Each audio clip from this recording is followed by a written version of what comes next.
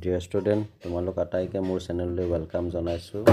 যিহেতু তোমালোকৰ খুব সোনকালে ফাৰ্ষ্ট ইউনিট টেষ্ট অনুষ্ঠিত হ'ব, সেয়ে আজিৰ এই ভিডিঅ'টোত মই তোমালোকৰ বাবে ফাৰ্ষ্ট ইউনিট টেষ্টৰ এখন কুৱেশ্যন পেপাৰ লৈ আনিছোঁ। ছাবজেক্টটো হৈছে ছ'চিয়েল ছায়েন্স। আৰু তোমালোক যদি মোৰ চেনেলত নতুন হয় তেনেহ'লে চেনেলটো ছাবস্ক্ৰাইব কৰিবলৈ নাপাহৰিবা, এনেধৰণৰ ভিডিঅ' মই পাই থাকিবৰ বাবে। তো আমি সময় নষ্ট নকৰি ভিডিঅ'টো আৰম্ভ কৰোঁ। 1 নম্বৰ কুৱেশ্যনটো 10টা MCQ দিছে। তাৰে প্ৰথমটো দিছে যে ইংলিছ ইষ্ট ইণ্ডিয়া কোম্পানী গঠন হৈছিল। আমাক 4টা অপশ্যন দি দিছে। ইয়াৰ ভিতৰত শুদ্ধ অপশ্যনটো হ'ব অপশ্যন 2, 1600 খ্ৰীষ্টাব্দত 1600 AD। বি নম্বৰ কুৱেশ্যনটো দিছে ভাৰতৰ প্ৰথমটো আঞ্চলিক দল হ'ল option A Asom Gana Parishad, B দ্ৰাবিড় মুনেটা কাজাগম, 3 দিছে শিৱসেনা শিৱসেনা আৰু 4 দিছে আকালি দল। ইয়াৰ মাজত শুদ্ধ অপশ্যনটো হ'ব অপশ্যন 2, দ্ৰাবিড় মুনেটা কাজাগম। এইটো হৈছে ভাৰতৰ প্ৰথমটো আঞ্চলিক দল। নেক্সট কুৱেশ্যন চিট দিছে ইনচেলবাৰ্গ শব্দটো কোন ভাষাৰ পৰা আহিছে। অপশ্যন এ গ্ৰীক, 2 জাৰ্মান, 3 দিছে লেটিন, 4 দিছে অসমীয়া। এইটো এটা কমন শব্দ, আমি সকলোৱে জানো। ইয়াৰ শুদ্ধ অপশ্যনটো হ'ব অপশ্যন 2, জাৰ্মান শব্দ। ইনচেলবাৰ্গ শব্দটো এটা জাৰ্মান হ'ব। Option 2 German. Next question number D দিছে অৰ্থবিজ্ঞানৰ কল্যাণ ভিত্তিক সংজ্ঞাটো কোনে আগবঢ়াইছিল। অপশ্যন এ এডাম স্মিথ, 2 দিছে চেমুৱেলছন, 3 দিছে মাৰ্চাল, 4 দিছে এটাও নহয়। ইয়াৰ শুদ্ধ অপশ্যনটো হ'ব অপশ্যন 3 মাৰ্চাল।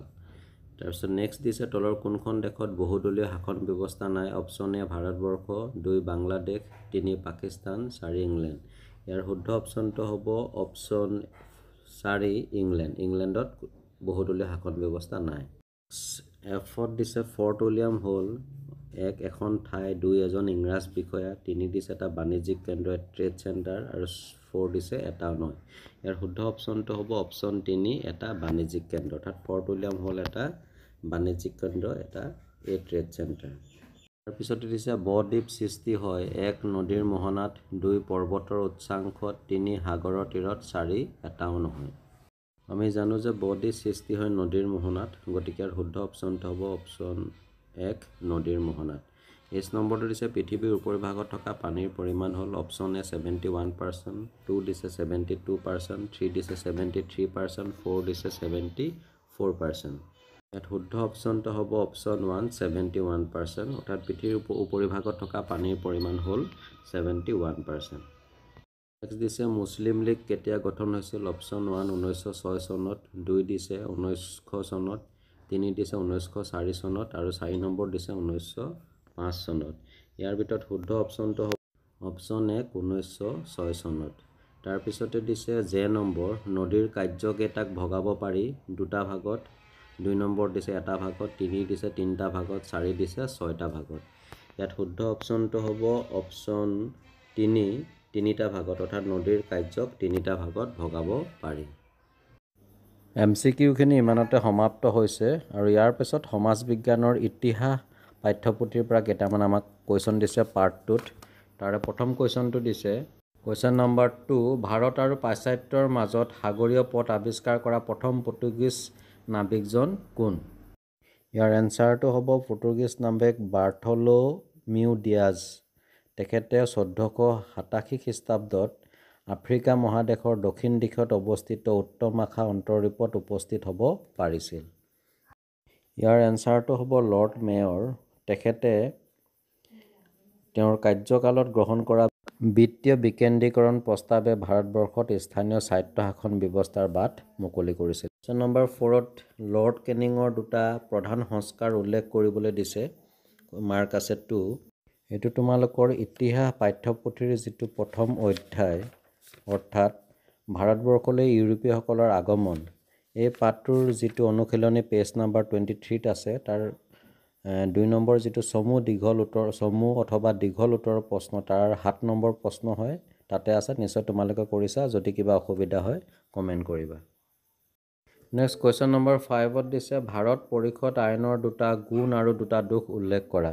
এইটো নেক্সট তাৰ কুৱেশ্যনটো 7ৰ পিছতে 8 নম্বৰ যিটো কুৱেশ্যন আছে অনুশীলনী পেজ নম্বৰ 23, তাৰ পৰা উঠাই দিছে। তোমালোকে নিশ্চয় কৰিছা, আৰু যদি অসুবিধা হ'লে কমেণ্ট কৰিবা। কুৱেশ্যন নম্বৰ 6, জলপথেৰে পৃথিৱী প্ৰদক্ষিণ কৰিবলৈ সমৰ্থ হোৱা ইংৰাজ নাবিকজন কোন আছিল। এইটো এনচাৰটো হ'ব ফ্ৰান্সিছ ড্ৰেক।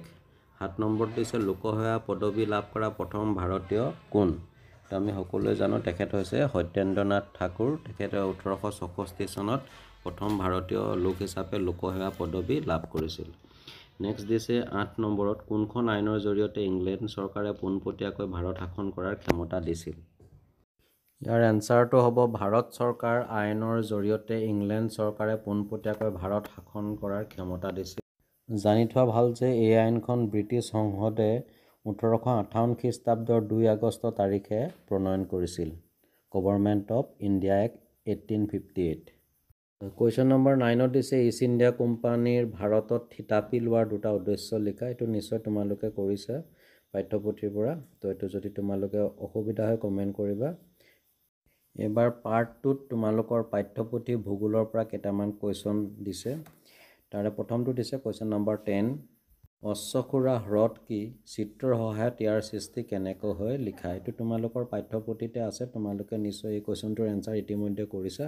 তো মই আৰু ইয়াতে মেনশ্যন নকৰোঁ। তো যদি কিবা অসুবিধা হয় তোমালোকে কমেণ্ট কৰিবা। কুৱেশ্যন নম্বৰ 11ত সুধিছে গ্ৰাফ কাক বোলে? হোৱাট ইজ কল মৰেইন?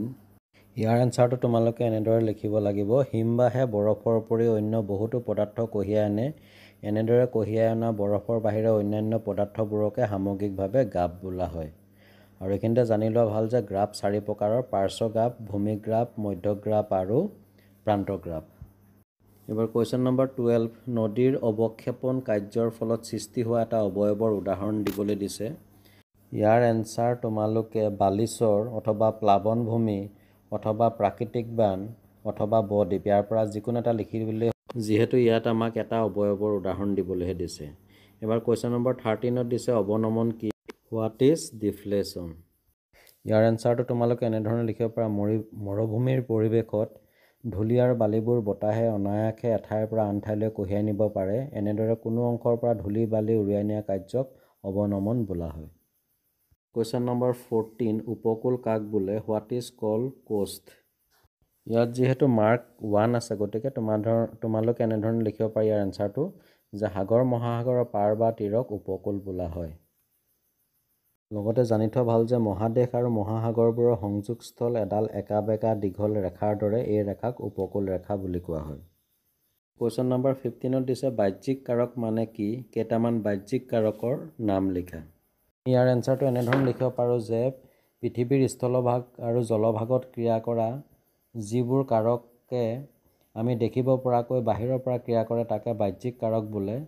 আৰু ইয়াৰ উদাহৰণ হ'ব সূৰ্যৰ উত্তাপ অথবা বতাহ, বৰষুণ, নদী, হিম বা সাগৰৰ ঢৌ আদি প্ৰধান। ইয়াৰ পৰা যিকোনো এটা লিখিলেই হ'ল।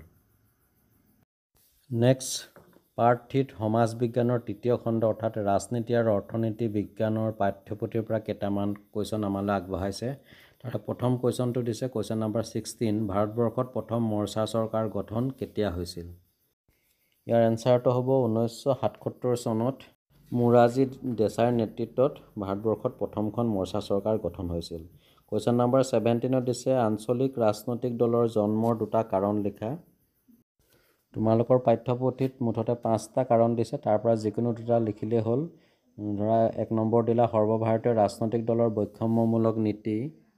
আৰু 2 নম্বৰ কাৰণটো লিখিব পাৰা দেশৰ বিভিন্ন ভাষিক আৰু ধৰ্মীয় গোষ্ঠীৰ মাজত থকা ভিন্নতা। নম্বৰ 18ত সুধিছে ভাৰতবৰ্ষৰ প্ৰথম ৰাজনৈতিক দল কোনটো? ইয়াৰ উত্তৰটো হ'ব ভাৰতীয় জাতীয় কংগ্ৰেছ। এই দলটোৱে 1885 চনত এজন অৱসৰপ্ৰাপ্ত ISCS বিষয়া এলেন অক্টেভিয়ান হিউমৰ নেতৃত্বত জন্ম লাভ কৰিছিল। নম্বৰ 9ত সুধিছে ভাৰতৰ জাতীয় কংগ্ৰেছৰ প্ৰথম সভাপতি কোন আছিল? উত্তৰটো হ'ব উমেশ চন্দ্ৰ বেনাৰ্জী। তেখেতে বৰ্তমানৰ মুম্বাইত হোৱা জাতীয় কংগ্ৰেছৰ প্ৰথমখন অধিৱেশনত সভাপতিত্ব কৰিছিল। নম্বৰ 20ত দিছে ৰাজনৈতিক দল এটাৰ প্ৰধান কাৰ্য উল্লেখ কৰা। তোমালোকৰ পাঠ্যপুথিত ৰাজনৈতিক দল এটাৰ প্ৰধান কাৰ্য হিচাপে 4টা কাৰ্য উল্লেখ কৰিছে। তাৰ মাজৰ পৰা যিকোনো এটা ধৰা জনগণক ৰাজনৈতিক শিক্ষা প্ৰদানৰ শিক্ষিত কৰা, এইটো লিখিলে হ'ব। নম্বৰ 21ত দিছে অৰ্থবিজ্ঞানৰ পিতৃস্বৰূপ কোন? এটাও তেখেত হৈছে এডাম স্মিথ। কুৱেশ্যন নম্বৰ 20ত দিছে অৰ্থবিজ্ঞান অধ্যয়নৰ প্ৰয়োজনীয়তা উদাহৰণসহ ব্যাখ্যা কৰা। এইটো কিতাপত আছে, চাই ল'বা, নোৱাৰিলে কমেণ্ট কৰিবা। কুৱেশ্যন নম্বৰ 23ত দিছে অৰ্থনীতি শব্দটো কোন ভাষাৰ শব্দৰ পৰা অনা হৈছে? ইয়াৰ শুদ্ধ এনচাৰটো হ'ব অৰ্থনীতি শব্দটো গ্ৰীক ভাষাৰ শব্দ ঐকনমিয়াৰ পৰা অনা হৈছে। কুৱেশ্যন নম্বৰ 24 দিছে অনা অৰ্থনৈতিক কল্যাণৰ এটা উদাহৰণ দিয়া। আমি জানো যে কল্যাণ দুই প্ৰকাৰৰ, অৰ্থনৈতিক কল্যাণ আৰু অনা অৰ্থনৈতিক কল্যাণ। এতিয়া তোমালোকক দিছে যে অনা অৰ্থনৈতিক কল্যাণৰ এটা উদাহৰণ দিয়া। ইয়াৰ এনচাৰটো তোমালোকে লিখিব পৰা নৈতিক আৰু সামাজিক কল্যাণ। কুৱেশ্যন নম্বৰ 25ত প্ৰজেক্টৰ অৰ্থাৎ প্ৰকল্প কাৰ্য দিছে। এইটো প্ৰত্যেক স্কুলত বেলেগ বেলেগ হ'ব। যিজন শিক্ষকে তোমালোকক পাঠদান কৰে তেখেতৰ ওপৰত নিৰ্ভৰ কৰিব তেওঁ কি প্ৰকল্প দিয়ে বা প্ৰজেক্ট দিয়ে। তো ডিয়াৰ ষ্টুডেণ্ট, মোৰ ভিডিঅ'টো ইমানতে শেষ হৈছে।